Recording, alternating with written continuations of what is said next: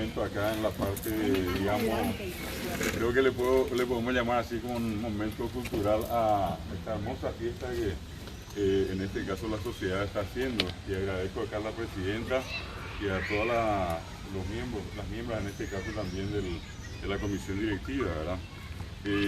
Concretamente cuando me planteó la cuestión de poder hablar un poco de lo que es el Día de San Juan, la fiesta de San Juan, busqué unos datos y de todas maneras yo voy a pasarles después en el grupo una información así bien puntual, pero de todas maneras para tener una referencia, y justo coincide porque tradicionalmente llamamos nosotros un veranillo, ¿verdad? El veranillo de San Juan, que normalmente la época es de mucho frío, y justamente hoy, el 21, inicia el mes el invierno, y también lo que se conoce con el nombre de solsticio de invierno. Se dice que hoy es el día más corto del año, y normalmente esto estuvo vinculado, como dice recién, al frío, y de allí también la tradición de celebrar, digamos, este tiempo con mucho fuego. Se calcula que esta tradición nació hace más o menos 5.000 años, y también se vincula con el nacimiento de San Juan Bautista, y que dicen que la mamá de San Juan Bautista, cuando él nació, hizo una especie de ornamento alrededor de él, pero con fuego, y de allí continuó la tradición hasta nuestros días.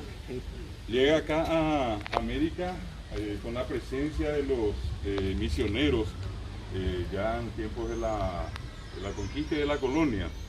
Ustedes saben que en el Paraguay se instalaron los misioneros que llegaron, obviamente los jesuitas, los franciscanos, los mercedarios y los dominicos, que son los, digamos, en este caso las congregaciones más conocidas. Y ellos llegaron, y con ellos también llegó el tema de la tradición religiosa cristiana. En esta zona vivieron siempre los guaraníes, y los guaraníes de origen, de más está decir, ¿verdad?, no son cristianos. Muchos de ellos fueron con el tiempo catequizados en las reducciones jesuitas, franciscanas, y en fin, en todas aquellas congregaciones religiosas que en algún momento tuvieron un vínculo directo con las comunidades indígenas. Estamos hablando de más o menos el año 1600, más o menos, cuando ellos llegan acá, y el caso de los jesuitas estuvieron por espacio de 150 años.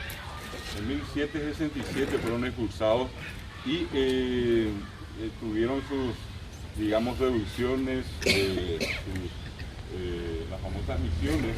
Allí también quedó el nombre acá del departamento donde es originaria la presidenta, que es el departamento de misiones, y allí quedaron los nombres en San Ignacio de Iguazú, Santa Rosa, Santiago, ¿sí? Ya en la zona de San Cosme y Damián, Encarnación, que lastimosamente fue totalmente destruida, y las dos que quedaron en la zona allí de Itapúa, la de Trinidad y la de Jesús. Y bueno, en estas reducciones los indígenas fueron traídos y tuvieron a su cargo, entre muchas otras cosas, las construcciones de esas grandes reducciones, ¿verdad?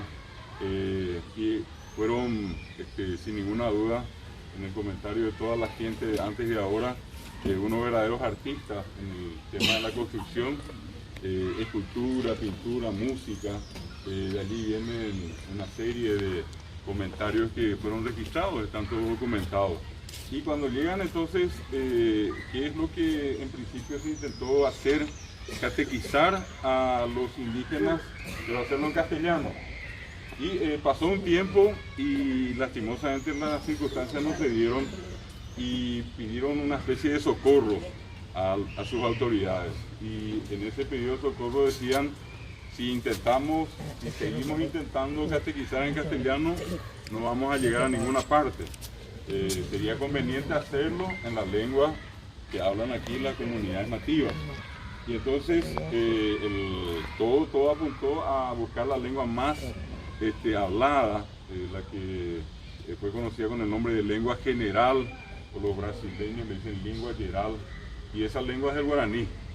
Entonces el proceso a continuación incluyó, entre otras cosas, la traducción de textos bíblicos y allí también todas aquellas tradiciones vinculadas a los santos.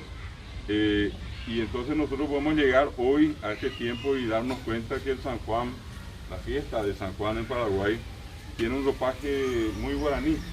Desde los nombres, por ejemplo, de los juegos tradicionales, uno cuando dice pelota tatá, tata ari yejasá, paila yejerey, ibiracín, cambuchí yeyocá, por ejemplo, son todas expresiones que se dicen en guaraní, pero todo candil, aquí está. Si nosotros buscamos, vamos a encontrar que estos juegos están totalmente denominados en guaraní, pero también todo lo que hace a la gastronomía. Cuando uno dice payagua mascada, cipán, bellulo, que acá justamente estamos viendo, ya vamos a hacer ya un poco de propaganda para la cantina, císano trenzado, císano juitín, ¿verdad? Esto también nos asocia a lo que les decía recién, una recordación de distintas facetas que hacen a la tradición de la festividad de San Juan, pero todas con la denominación en idioma guaraní. Y en el caso de la gastronomía, en base obviamente a los productos tradicionales de acá. Hablamos preferentemente del maíz y también de la mandioca. Caburé. Exactamente, el chipacabreo es tipo iractivo, ingeniero. Sí, ahí puede ser. Exactamente, bueno. Entonces, básicamente dos elementos muy usados dentro de la gastronomía ya de ese tiempo y de ahora, repito, el maíz, el abatí y la mandioca, de la que se quita el famoso tepiratí, ¿verdad?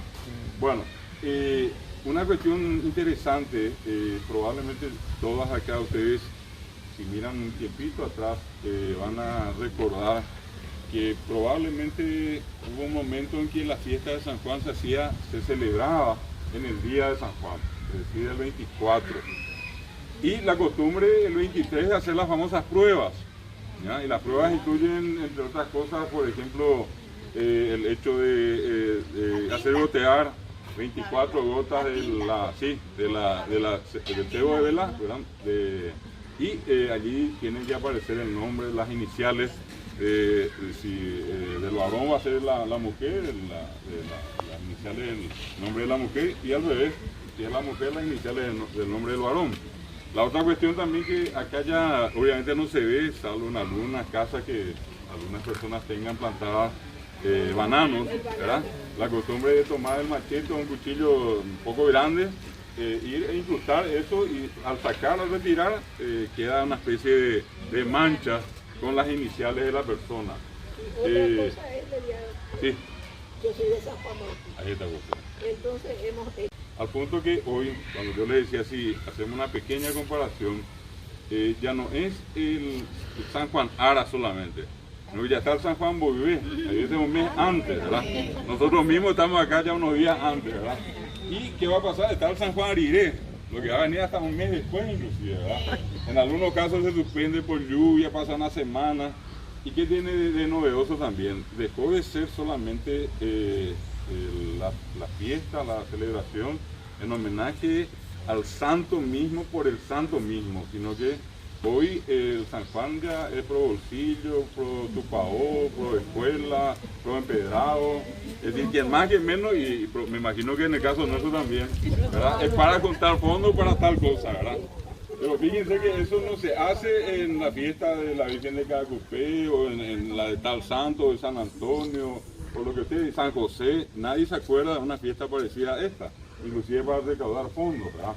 Entonces, allí nosotros podemos darnos cuenta que el valor que tiene para la gente y la convocatoria que tiene. Lastimosamente, por las circunstancias, si quieren ustedes, de la modernidad y sobre todo el tipo de construcciones que hoy tenemos, hay ciertos juegos que no se pueden ya hacer, digamos, en espacios reducidos o como en el caso de acá, por ejemplo, va a ser muy difícil poner el liberación. Entonces ya eso nos obliga a dejar de lado un juego. La brasa también. Exactamente. Acá probablemente, si ustedes conocen, y yo les invito en todo caso, porque cada año es el único lugar en toda Asunción que es el Club Emiliano de Fernández. Allí, hasta allí se hace el famoso Tataari Yehazá. Pero allí también hay una cuestión interesante. La gente piensa hoy en muchos lugares que pasar sobre las brasas, hacer el Tataari Yehazá es una sola vez. En realidad no tiene que ser una sola vez, tiene que ser 3 veces. Y uno sale, camina de un lado al otro y al llegar allá, del otro lado está la imagen de San Juan. Y uno venera al Señor San Juan, dice el que camina. Y entonces va y vuelve otra vez. 3 veces tiene que hacer. Hoy se redujo la tradición y quedó solamente en una, ¿verdad? Otra cosa que tampoco ya se hace acá, pero que tiene mucho que ver con la tradición acá de la sociedad, referirnos a las plantas y a los elementos que tenemos dentro de la naturaleza. En muchos lugares del interior, sí, hasta hoy, no en todos, aclaro, pero todavía en muchos lugares, existe la costumbre una semana antes juntar la paja, esa que nosotros comúnmente llamamos capillí, y se hacen unos atados, no muy grandes. Y esos atados normalmente la costumbre a la tardecita, cuando va entrando ya el sol, ya digamos casi en la oscuridad, la costumbre de salir y recorrer las calles y encender eso y que viva el Señor San Juan. Que viva el Señor San Juan, eso es algo, repito, que probablemente dentro de un tiempo más vamos a leer solamente ya en los libros. Pero en la práctica ya en muy pocos lugares se hace. Eso es interesante, repito, porque como les decía, de todos los santos es el que tiene, digamos, una mayor tradición en el Paraguay y sobre todo es un santo que tiene una empatía muy especial para todos. Increíblemente, nosotros podemos ir a cualquier lugar y en todos los lugares la gente reconoce cada una de estas prácticas que estuvimos mencionando. Algunas, como les dije recién, que no se pueden hacer ya por las condiciones digamos, de local, o porque estamos ya en una zona urbana y hay ciertos impedimentos. Por la edad, no, increíble. Hay criaturas, yo creo que probablemente todas acá van a tener una referencia, si tienen criaturas hoy en las escuelas y en los colegios, hoy existe la indicación y en las instituciones escolares se hace una mini fiesta de San Juan. Para no perder la tradición, se visten de paraguayos, de paraguayas, ellos y ellas mismas hacen el vellú, el cipá, ¿verdad? Eso forma parte de un proceso de mantenimiento de lo que se llama la identidad. En este caso concreto, de una de las tradiciones que tenemos. Más allá de cualquier cosa, tenemos que también reconocer que es una fiesta prácticamente universal en el mundo cristiano, ¿verdad? Y ustedes van a tener una fiesta parecida en Brasil, en la Argentina, en varios otros lugares, pero en cada caso con su identidad propia, ¿verdad? Solamente, repito, en el caso nuestro, tiene esas características que acabo de mencionarles. Un dato importante es que con el tiempo, como les decía, se convirtió un poco más en una, no tanto en una festividad religiosa, sino que en una festividad, yo uso esta palabra a lo mejor un poco pesada, pero en realidad es así, es más comercial. Fíjense que siempre acá nosotros ya fuimos recibidos por el comisario, ¿verdad? Y bueno, y el comisario nos hace en la cárcel, y a la cárcel lo vamos cada rato y cada vez que nos vamos tenemos que pagar para salir, ¿verdad? Y cada cosa tiene un precio y cada juego, en este caso, va a dejar unos fondos para los que están organizando. Entonces, esa es una cuestión importante. Van a recordar, acá la señora me estaba diciendo el cipá caburé, y la otra gente que le llama cipá asador. Y dicen que varía, que uno se hace todavía del abatí y el otro se hace del piratí. Sí, sería la diferencia. Pero se hace en el asador, las dos formas. Las dos hacen con asador. Hay otro que se hace con maní. Ese cipá mandubí o cipá candoy, le dice la gente. Pero muy rica esta clase de cipá. Hay otra que hacen el cipá en bocayá. Hay una diversidad de cipás en Paraguay, ¿verdad? El otro día justamente, fíjense cómo es tan fuerte también, ya no estamos hablando de la fiesta en sí, pero uno de los elementos que forman parte de la festividad de San Juan, el tema del cipá. y en estos días que se había generado toda una discusión porque la UNESCO había puesto un comentario diciendo que es un alimento de origen argentino. Y hubo una reacción masiva y al final se dejó también la constancia de que se consume en todas partes, pero que el epicentro es acá en Paraguay. Es como que en el caso de la feijoada, uno se podría decir, no, es paraguayo, es argentino, es brasileña, pero se come sí. Pidieron otra vez la disculpa correspondiente, pero sí también vale la pena en este caso mencionar cómo ese producto tan tradicional no solamente se consume acá. A esta hora uno va a Corrientes, va acá a Posadas y va a encontrar café y unas chispitas redonditas que todos los días se consume, ¿verdad? En España ya hay chicas. La gente lleva y la otra cuestión interesante es que hoy todo se vuelve muy fácil porque todos contamos con un celular o con una computadora y la comunicación es inmediata con la gente que está aquí a otros lugares. El hacer cipá en otros lugares, plantar mandioca en otros lugares se volvió una cosa común, cosa que un tiempo atrás era prácticamente impensable.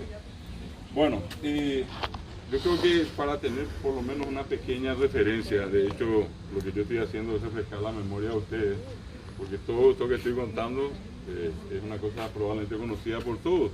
Sin embargo, vale la ocasión para poner nomás así como en un paquete el origen de la festividad, su actualidad, que ya dejó de ser una fiesta exclusivamente religiosa, y la otra cuestión, citarle por lo menos algunos de estos juegos tradicionales, esa parte gastronómica y lo que dije hace rato, lo de las pruebas. Sí, hay una señora que me iba a decir.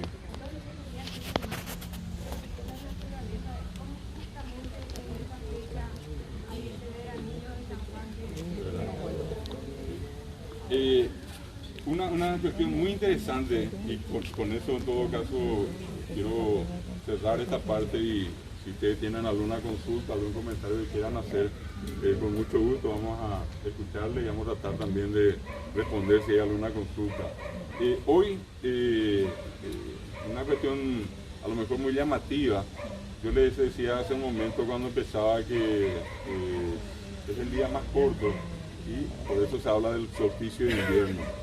El 21 de marzo, que es el otoño, el 21 de junio, que es ahora el invierno, el 21 de septiembre la primavera, el 21 de diciembre el verano, ¿verdad? Una cosa notable, los guaraníes tienen su año nuevo justamente ahora. Contrariamente a la tradición occidental, la nuestra, ¿verdad? Que empieza el 1 de enero, para ellos empieza el año nuevo con la primera luna llena de este mes de junio. Y de allí también una costumbre muy interesante de tomar en cuenta, los que conocen, las que conocen de esta tradición que está vinculada con la parte agrícola. La gente acostumbra a plantar, a dejar las semillas bajo tierra en esta época, porque tiene que ver justamente con el nacimiento. Nace el año y también la gente comienza a plantar las semillas y termina. Por eso viene el nombre de Araro, y no solamente refiriéndose al invierno. Hasta no hace mucho habían personas que, refiriéndose a la edad que tenían, decía Ro'u, por el año. ¿Por qué? Porque el año en el mundo guaraní empieza con el invierno. Y una cosa notable, ellos reconocen totalmente ese ciclo, el Arapotú, lo que sería ya la primavera, lo que nosotros decimos Hiayú, decimos nosotros cuando ya se madura, y finalmente cuando caen las hojas. Dicen ellos Okuyjohue, y cuando dicen Okuyjohue quiere decir que entramos en el otoño, ¿verdad?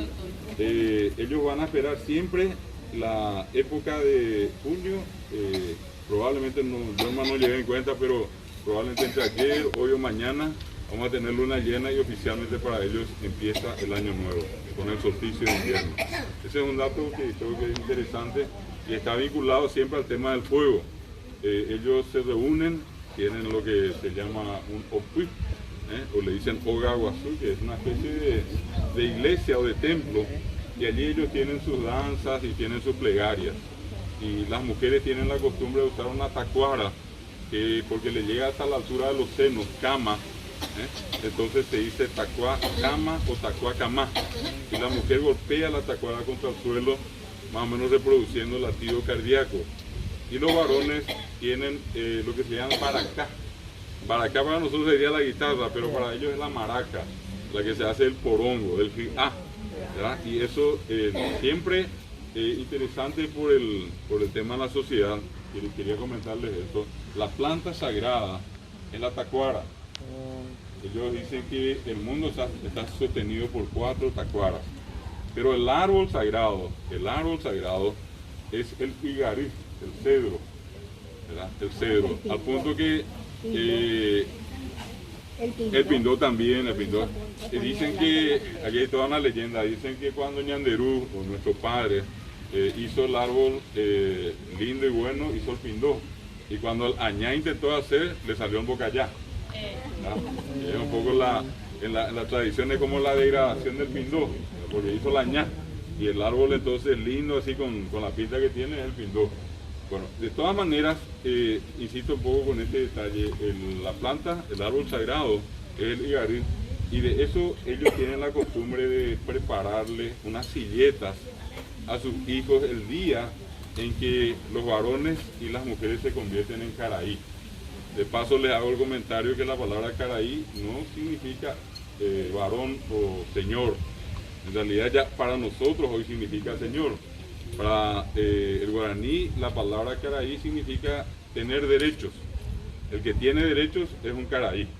Por eso una nenita y ese de 6, 7, 8, 9 años a la que se le pone el nambishaí o namishaí pasa a ser cuñá caraí, por más que tenga 6, 7, 8 años, porque ella es una mujer que pasa a tener derechos cívicos. Y al varón, en vez de ponerle el namishaí o el nambishaí, el aro, al varón se le perfora el labio inferior y se le pone lo que se llama el tembetá, ¿verdad? Y con ese tembetá pasa a ser caraí. Siendo caraí, cuña caraí, ellos pueden elegir ser elegidos, ¿verdad? Pueden votar. Los que no tienen el tembetá y los que no usan el namishaí son considerados niños que todavía no pueden ejercer sus derechos cívicos. Pero notablemente hay niños que ya tienen entre 6, 7, 8 y más años, que una vez que tienen el namishaí, en el caso de las mujeres, y el tembetá en el caso de los varones, pasan a ser adultos y pueden ejercer sus derechos. Son caraí y cuñá caraí. Bueno, hasta aquí, y si es que hay algún tipo de comentario o consulta, no sé si ahora o va a ser después, ya se verá antes. Pero muchas gracias a todos.